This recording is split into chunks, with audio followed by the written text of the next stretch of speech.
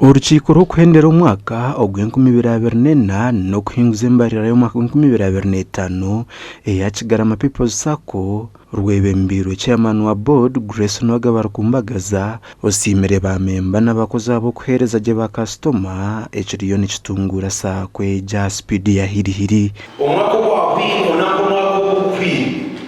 end of the year Bank of Uganda news record report ranking as the best growing sacco in Uganda.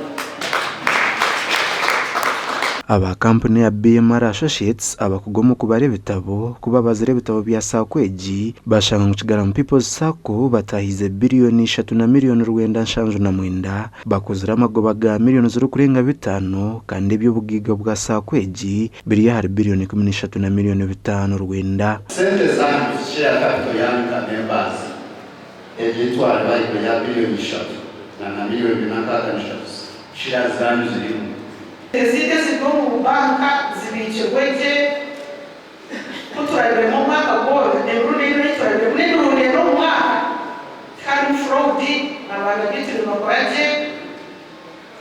nizoma tubasima Asasara Kafurembe orakamasho officer wa district ya Shema ashabira abantu kongera kugura imigabo musakweji izoba na wala izoba bakweza transport orababanga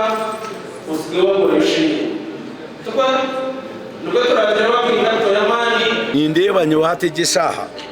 ayo mbyange bitcooperatingiramo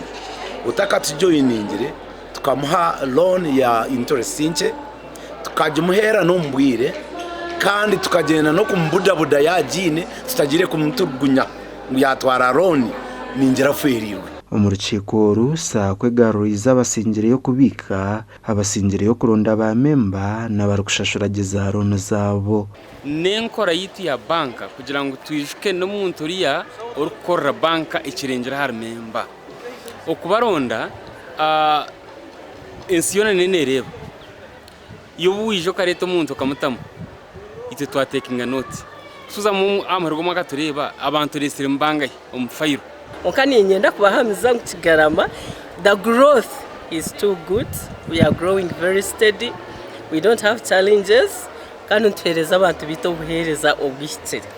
For instance, mu kimangurone zitu na munonga roni ya school fees na no kubingo bworo na no preservinga ninga shokureba ngo environment yitu yaguma green. Hona nabwe baturine n'akacikwa karukuro kuronda bembezo basakweji kandi mere bashongoka kamaduka nwahirwa bwa chairperson abatakikiza bora bitshana zakurimo ahabwa TV West and Aidan Bataringaya.